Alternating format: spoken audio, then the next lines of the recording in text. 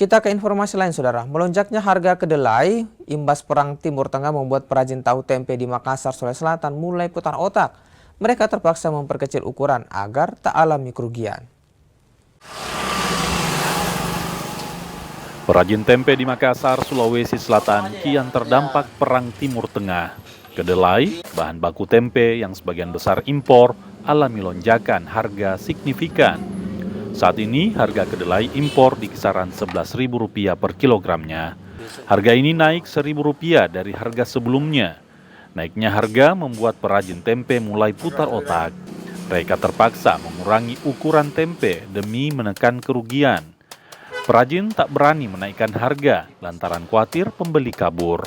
Kalau harga jual tempenya ya alhamdulillah sih lancar Mas, hari-hari alhamdulillah lancar mulai lebar. Cuman harganya sih yang bikin agak diperkecil ukurannya.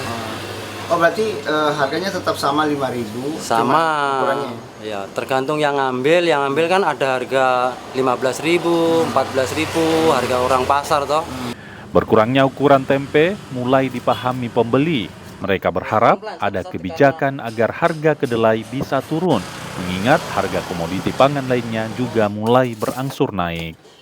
Itu seperti apa tanggapan, apa tidak masalah atau bagaimana? Oh, enggak masalah karena harga kedelai memang tahu naik. Dia Mas juga kan mau dapat untung toh. Enggak apa-apa kalau bagi saya.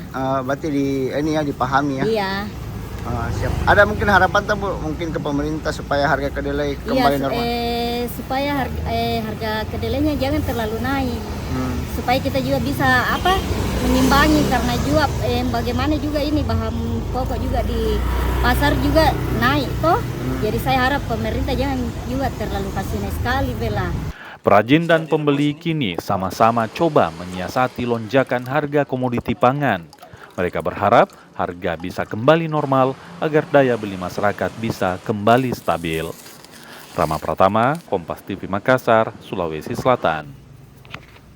Ya,